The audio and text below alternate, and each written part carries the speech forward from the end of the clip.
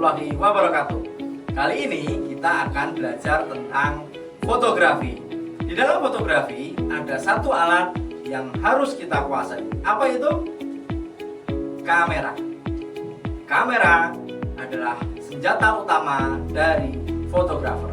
Di dalam kamera ada beberapa bagian yang harus kita kenal sebelum kita menggunakan.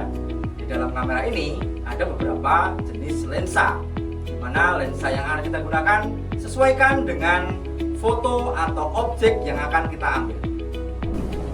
Kamera memiliki berbagai jenis. Yang sering kita gunakan adalah DSLR. Selain DSLR, ada beberapa jenis kamera yang lain, yaitu adalah mirrorless, prozoom, dan yang sering kita gunakan adalah kamera smartphone. Kamera smartphone sekarang mempunyai teknologi yang canggih, di mana sudah menyamai dengan kamera DSLR. Selanjutnya adalah bagian-bagian dari kamera. Yang bagian kamera paling utama adalah bodi kamera. Di dalam bodi kamera ada beberapa tombol fungsi yang harus kita kuasai. Yang pertama adalah tombol shutter. Tombol shutter pada kamera Canon itu biasanya ada di depan. Kemudian ada lagi tempat lensa. Lensa tempatnya ada di sini. Jadi posisi lensa bisa terpasang dengan baik, dengan benar, sesuai dengan yang tanda yang sudah terpasang di dalam bodi kamera. Selanjutnya adalah LCD.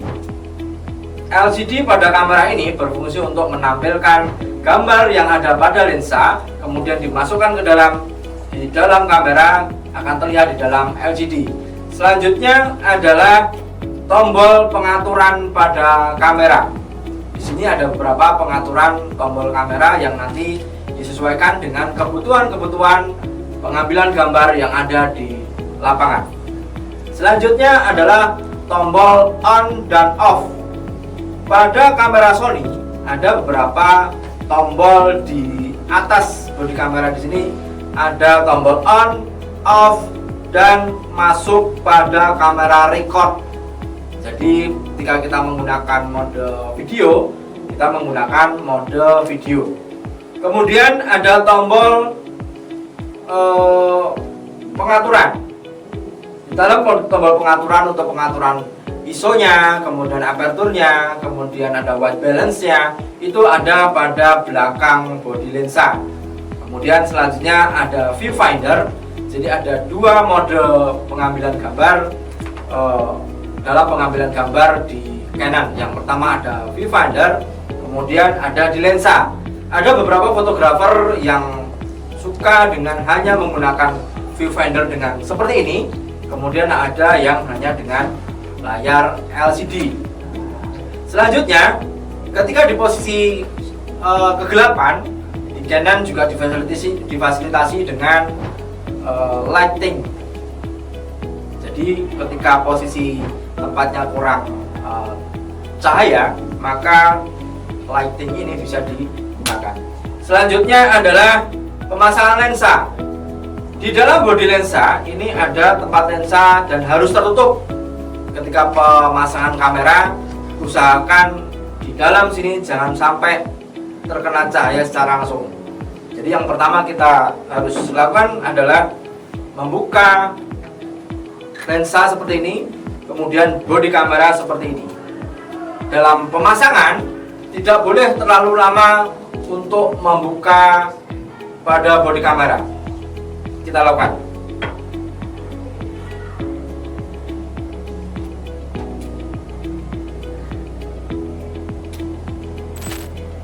Pemasangan lensa, ada sebuah tanda putih kotak di sini. Kita putar sampai berbunyi klik.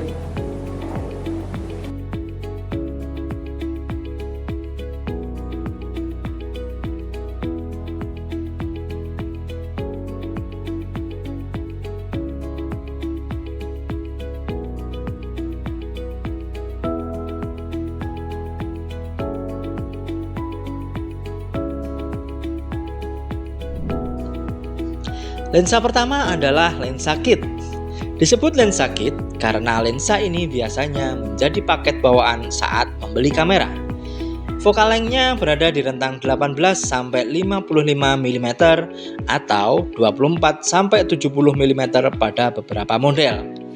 Dengan focal length 18 mm, lensa kit dapat mengambil area yang cukup lebar. Sedangkan pada 55 mm, sudut pandangnya lebih sempit dan cocok untuk memotret objek lebih dekat atau portret sederhana. Lensa ini sangat fleksibel dan cocok untuk berbagai situasi seperti dokumentasi kegiatan sekolah, foto keluarga, traveling, dan video harian. Namun, lensa kit memiliki kekurangan. Aperturnya biasanya kecil, sekitar f/3.5 hingga f/5.6, sehingga kurang maksimal saat memotret di tempat gelap atau ingin bokeh yang kuat. Walaupun begitu, untuk belajar dasar fotografi, lensa kit adalah pilihan terbaik. Berikutnya adalah lensa telefoto.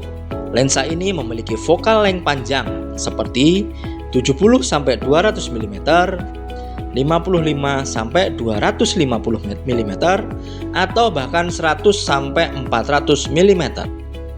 Lensa telefoto digunakan untuk memotret objek yang jauh tanpa harus mendekat. Misalnya saat memotret pertandingan olahraga, hewan di alam liar, atau kegiatan sekolah seperti upacara dari jarak jauh. Lensa tele menghasilkan efek kompresi, yaitu membuat latar belakang terlihat lebih dekat. Selain itu, lensa ini mampu menciptakan bokeh yang sangat lembut karena focal length-nya panjang.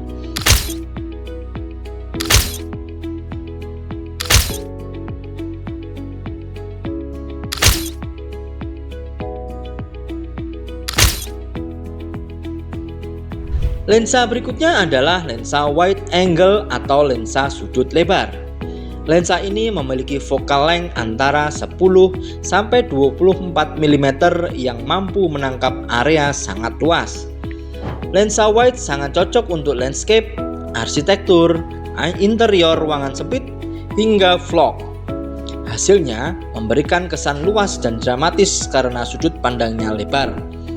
Namun perlu diperhatikan, lensa wide sering memberikan distorsi. Jika digunakan terlalu dekat pada wajah, bentuk wajah bisa terlihat lebar. Jadi, gunakan lensa ini dengan bijak sesuai konteks. Yang terakhir adalah lensa makro. Lensa ini dirancang khusus untuk memotret dari jarak sangat dekat dan memiliki kemampuan perbesaran hingga 1:1. Lensa makro mampu menangkap detail kecil yang tidak bisa dilihat dengan mata biasa. Cocok untuk memotret produk kecil, serangga, bunga, atau objek yang membutuhkan ketajaman tingkat tinggi. Kekurangannya, pada jarak sangat dekat, depth of field atau area fokusnya sangat tipis.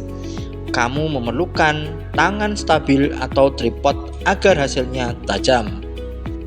Ada beberapa perbandingan lensa. Mari kita rangkum bersama. Lensa kit, lensa yang serbaguna untuk pemula, cocok untuk berbagai kebutuhan. Telefoto adalah lensa memotret objek jauh, bokeh halus, cocok untuk event dan olahraga. Wide angle, lensa menangkap area luas, ideal untuk landscape dan interior. Makro adalah lensa untuk detail jarak dekat yang sangat presisi. Setiap lensa memiliki karakter unik yang mempengaruhi hasil foto. Memilih lensa yang tepat akan menentukan gaya dan kualitas fotografi kamu. Rule of third atau aturan sepertiga adalah salah satu prinsip komposisi paling dasar dalam fotografi. Prinsip ini membantu kita menghasilkan foto yang lebih seimbang, menarik, dan enak dilihat. Cara kerjanya sangat sederhana. Bayangkan, bingkai foto kamu dibagi menjadi 9 bagian dengan 2 garis horizontal dan 2 garis vertikal, membentuk grid seperti papan tic-tac-toe. Garis-garis ini disebut garis imajiner komposisi. Nah, di 4 titik persilangan garis inilah disebut titik kuat atau point of interest. Dalam rule of third, kita menempatkan objek utama di salah satu titik kuat ini agar foto terlihat lebih seimbang dan tidak membosankan. Ketika objek berada di tengah, foto sering terasa terlalu kaku. Dengan menggeser objek sedikit ke kiri atau ke kanan sesuai garis rule of third, komposisi menjadi lebih dinamis dan alami. Rule of third juga sering digunakan untuk menempatkan horizon. Jika langit lebih menarik, letakkan horizon di garis bawah. Jika foreground lebih penting, letakkan horizon di garis atas. Hasilnya, foto landscape akan terlihat estetis. Dengan menerapkan rule of third, pastikan penonton akan langsung tertuju pada objek utama. Foto menjadi lebih mudah dibaca, lebih profesional, dan punya alur visual yang jelas. Meskipun sederhana, rule of third adalah fondasi yang wajib dikuasai semua fotografer pemula. Dan jika sudah memahami dasarnya, kamu boleh bereksperimen dan melanggar aturan ini untuk menciptakan gaya kamu sendiri.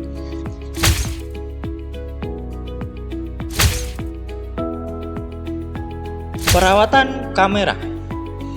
Dalam perawatan kamera, kita membutuhkan beberapa alat. Yang pertama adalah hand blower.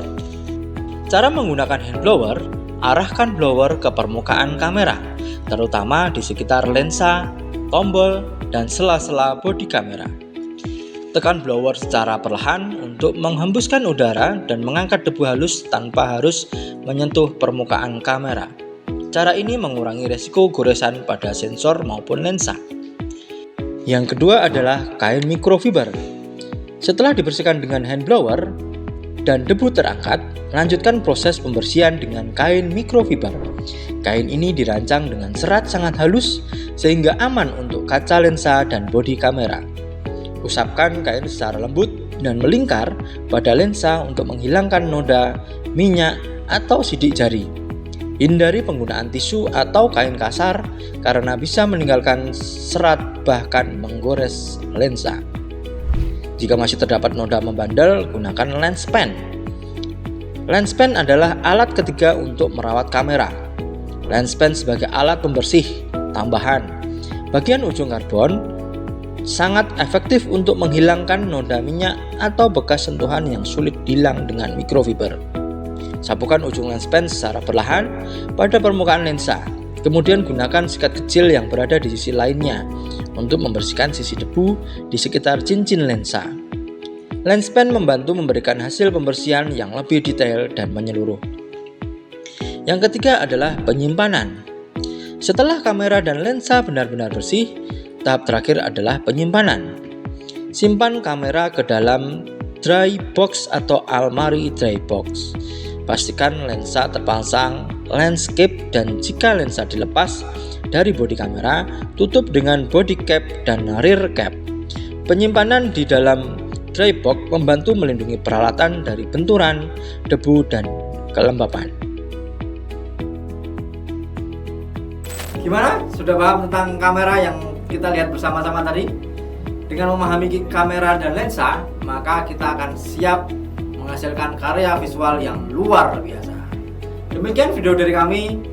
Terima kasih. Wassalamualaikum warahmatullahi wabarakatuh. SMK bisa, SMK hebat.